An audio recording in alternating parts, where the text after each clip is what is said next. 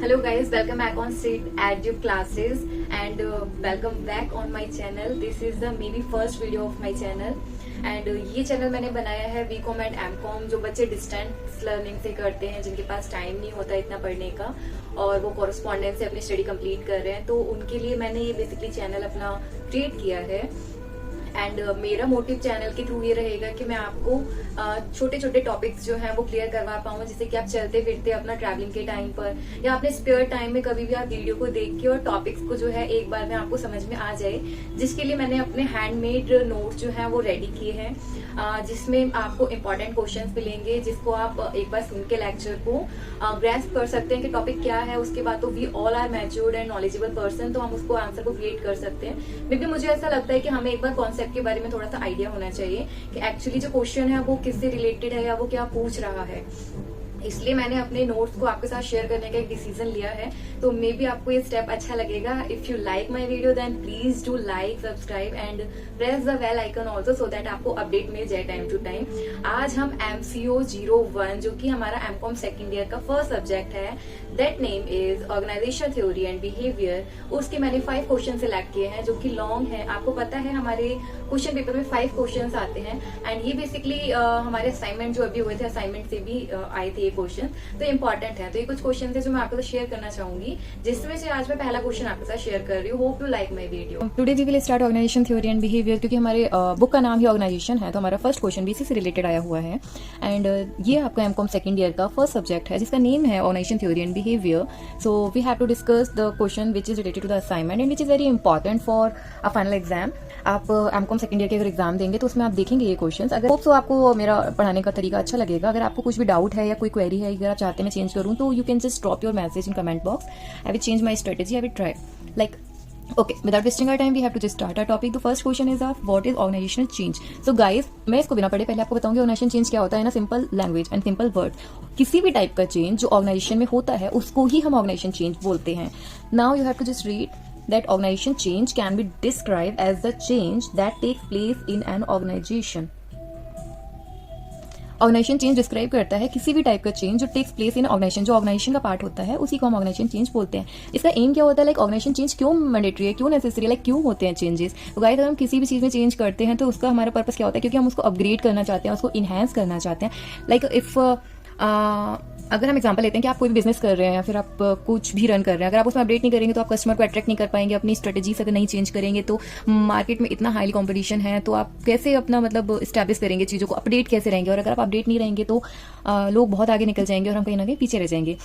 तो हमें नई नई टेक्नोलॉजी अडॉप्ट करना, नए नए हमें रिसोर्सेज सप्लाई करना, अपना प्रोडक्शन इंक्रीज करना, इनहेंस करना, ये बेसिकली पर्पस होता है हमारा ऑर्गेनाइजेशन चेंज का। So these changes are aimed at prospering of an organization. The organizational change refer to setting up new production, like देखा न्यू प्रोडक्शन को सेटअप करना, मेथड चेंज करना, प्रोड्यूसिंग न्यू प्रोडक्ट को आपको लॉन्च करना, reconstruct of organization, adoption of information and technology. Because जैसे जैसे time change हो रहा है, ये टेक्नोलॉजीज भी तो चेंज हो रही है ना, that's why this is very mandatory कि हम लोगों को अपनी टेक्नोलॉजीज जो है उनको सीखना चाहिए हमें। एंड ये चेंज जो है पब्लिकली भी हो सकते हैं और पब्लिक से प्राइवेट लेवल तक भी हो सकते हैं। ये जो ऑर्गेनाइजेशन है ये डायनेमिक प्रोसेस है, डायनेमिक लाइक गतिशील है। ऐसा नहीं है कि रुक जाता है, आज आपने चेंज कर लिया अब आपको नीड नहीं है, ऐसा नहीं है। ये डायनेमिक प्रोसेस है, चलता रहता है कंटिन्यूअसली। और ये कैसे चलता रहता है, it is based on market competition and customer का जो आपका इंटरेस्ट होता है उसके ऊपर, is also based on customer interest, you can say that. And environment जो है उस पर चेंजिंग एनवायरमेंट करता है in order to become competitive. See which I'm explaining you, this point is given here. In order to become competitive, they make suitable change from time to time to serve customer right better. It also make these organization on par with the latest technology and help in maintaining or improving their existing. Like आप अगर market में हो, आपकी organisation market में है, तो आप उसको मेंटेन करेंगे, आप टेक्नोलॉजी जो है लेटेस्ट टेक्नोलॉजी लेके आएंगे, जिससे कि क्या होगा कि आप जो काम आप हार्ड वर्क करते हो उसको स्मार्ट वर्क में कन्वर्ट करोगे, कस्टमर को आप बेटर चीजें प्रोवाइड कर पाओगे। और such forces that initiate change can be broadly divided into 2 categories. अब जितने भी आपने ये चेंज लिए हैं, ये जितना भी आप इनिशिएटिव लेते हैं चेंज का, ये 2 कैटेगरी में डिवाइड हो सकते हैं। तो आप इसको फ्लो चार्ट भी ऐसे बना सकते हैं, लाइक यहाँ पे कैटेगरी लिख दिया, देन इस साइड इंटरनल और इस साइड अपने एक्सटर्नल फोर्स। अभी इंटरनल और एक्सटर्नल फोर्स क्या होते हैं, तो इंटरनल फोर्स वो होते हैं आपके जिसमें आप आपकी जो ऑर्गेनाइजेशन के अंदर चेंजेस होते हैं उनको हम इंटरनल चेंजेस बोलते हैं। लाइक जैसे आपकी लीडरशिप है, लीडरशिप में चेंजेस आ गए हैं, आपके एम्प्लॉयज हैं, प्रोफाइल है उसमें चेंज आए हैं, उनको मोटिवेशन करना है उसमें चेंज आया है, तो ये सारे आपका इंटरनल फोर्स का पार्ट है।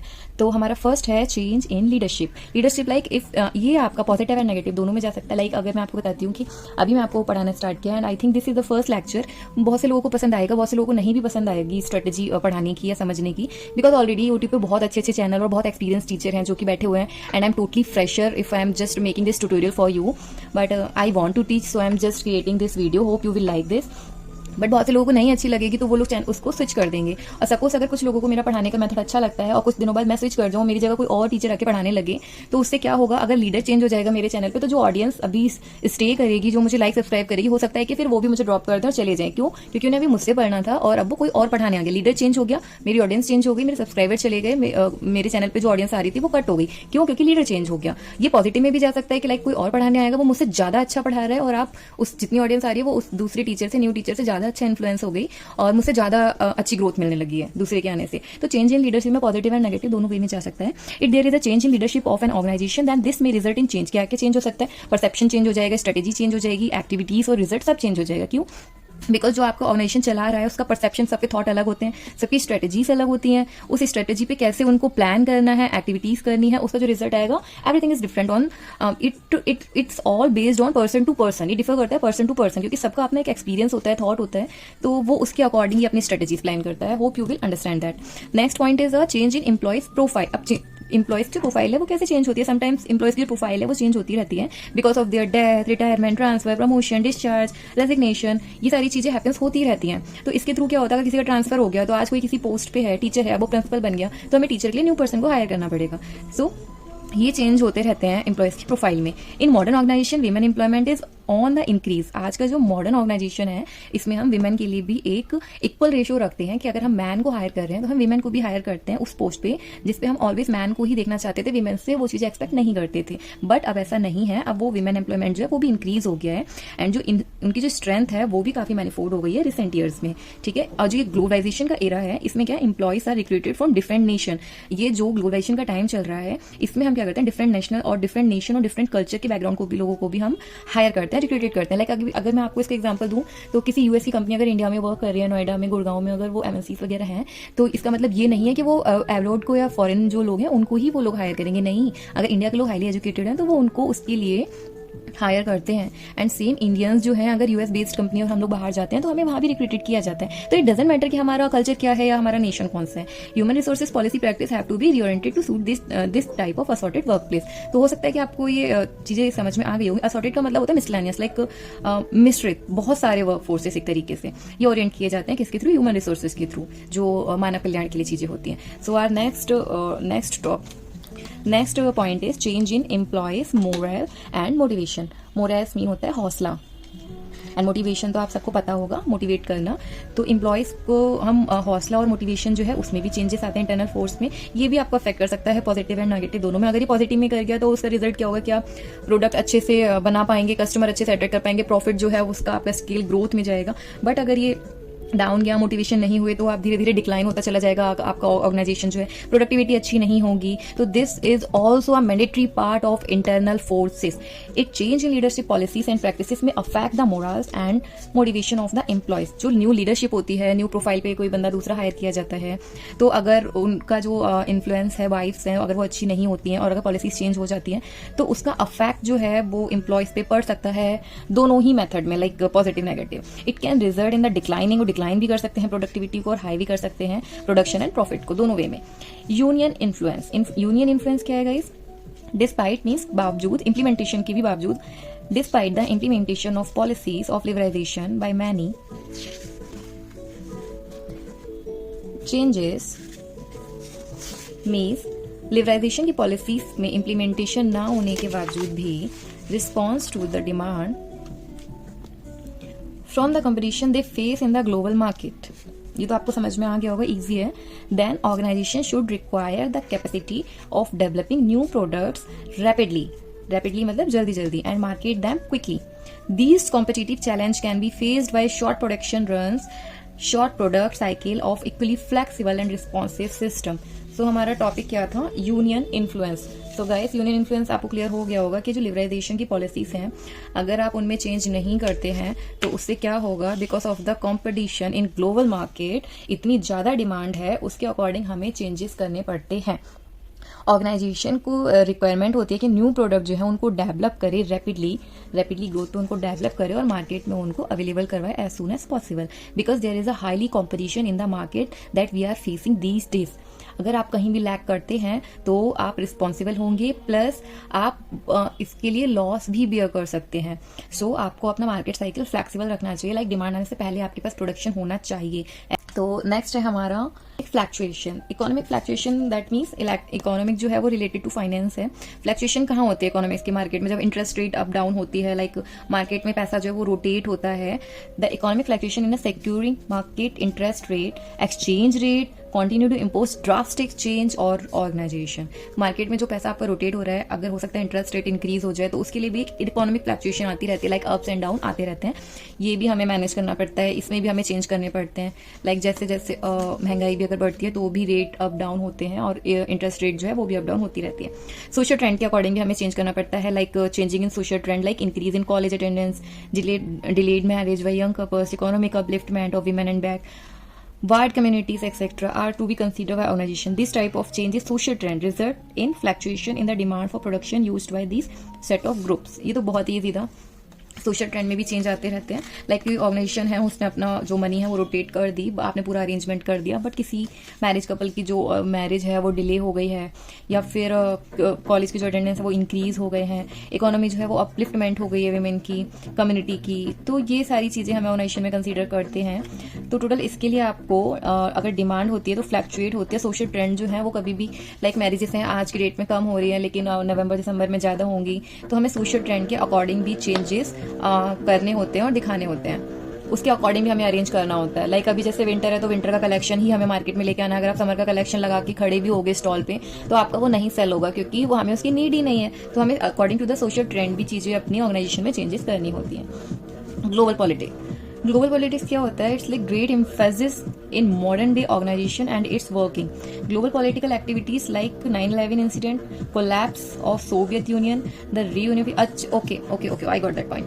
ग्लोबल पॉलिटिक्स क्या होता है, लाइक हमारा जो मार्केट है वो अभी हमारा इंटरनेशनल लेवल पे हम लोग ऑर्गेनाइजेशन वो करते हैं, इम्पोर्ट एक्सपोर्ट करते हैं, उस लेवल पे भी हम लोग काम करते हैं। बट अगर कोई इंसिडेंट सपोज हो जाता है तो उससे क्या होता है, बहुत बड़े बड़े बिजनेस भी कोलैप्स हो जाते हैं। गवर्नमेंट जो है वो बैन कर देती है काफी सारी चीजें कि अब आप हम सामान नहीं इंपोर्ट करेंगे, एक्सपोर्ट करेंगे, या अगर हमारा किसी कंट्री के साथ कोई मनमुटाव हो जाता है तो उससे क्या होता है, हमारे जो एम्प्लॉयज हैं जो वहाँ पे रिक्रूटेड हैं उनकी जॉब जाने के चांसेस रहते हैं, उनके वेजेस जो रेट हैं वो घट जाते हैं। और अगर ये अच्छा होता है तो सूटेबल चेंज आ जाते हैं, लाइक डिमांड बढ़ जाती है, उससे हम लोग सप्लाई ज्यादा कर सकते हैं और हमारा प्रोडक्शन भी इंक्रीज हो सकता है। तो ये भी वही पॉजिटिव नेगेटिव हर तरीके से हो सकता है। Global politics, the influence of the unions on the many organization in respect of recruitment, service condition, wage rate etcetera is still perceptible. The management is desired to make suitable change in response to demand of the union. Okay, implementation of new technology, it's very easy. आपको इससे समझ में आ गया होगा। implementation of new technology, that means आपको हमें organisation में अगर हम टेक्नोलॉजी का डेवलपमेंट करेंगे तो चेंजेस आएंगे हमारे जॉब में, प्रोडक्शन में अडॉप्ट कर पाएंगे, हम नई नई टेक्नोलॉजी इनहेंस कर पाएंगे, हार्ड वर्क की जगह स्मार्ट वर्क कर पाएंगे, सारे प्रोसेस हमारे चेंज होंगे, प्रॉफिट होगा हमारे एम्प्लॉयज में।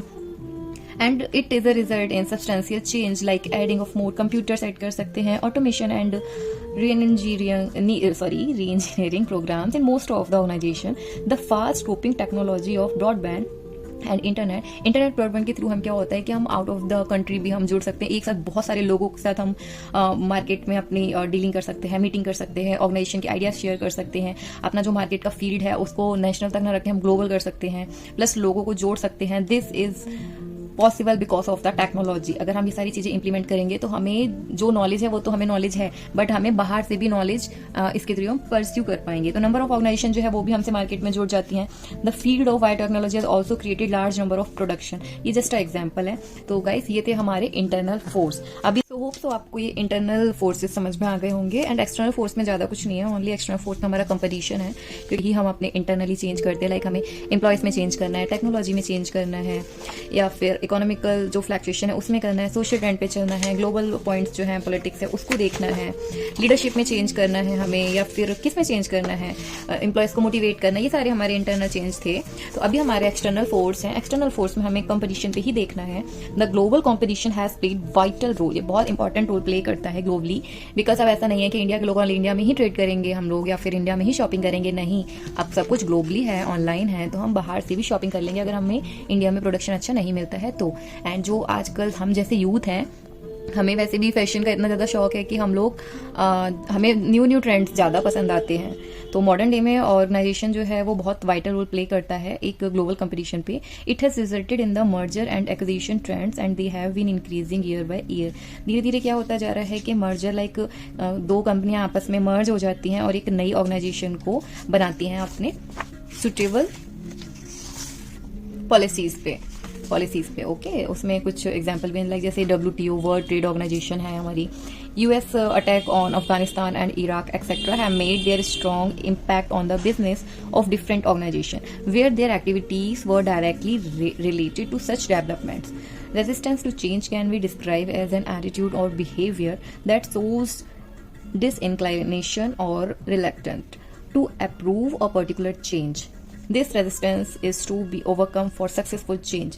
There are occasions when resistance to change serve as a feedback to reconsider the proposed change. As a result, resistance to change can also be used for benefit for the organization. The real meaning of constructive approach to resistance is to consider objection raised and make suitable amendment and educate the employees about the proposed change. Resistance can be overt, implicit, immediate and different. तो guys बाहर में external forces में only हमारा यही था, आपका only competition वाला ही लिखना है आपको कि कैसे कैसे दो कंट्रीज भी आपस में मर्ज हो जाती हैं और अपना एक अलग से अमेंडमेंट बनाती हैं, जिसके चलते क्या होता है कि आपका जो एटीट्यूड है, बिहेवियर है, इसकी वजह से कभी कभी डिक्लाइन भी हो जाता है और कभी कभी फीडबैक इतना अच्छा जाता है कि हमें बहुत अच्छा रिजल्ट भी मिलता है। हम नई नई कंस्ट्रक्टिव अप्रोच भी उसमें अप्लाई करते हैं, कंसिडर करते हैं, रेज करते हैं। तो आपको ये वीडियो अच्छी लगी होगी और समझ में आई होगी। प्लीज़ अपना प्यार देना मेरी वीडियो को, और अगर आपको कुछ नहीं समझ में आया हो तो आप मुझे कमेंट करके पूछ सकते हैं। मिलते हैं अपने नेक्स्ट वीडियो में। Till then take care and bye bye.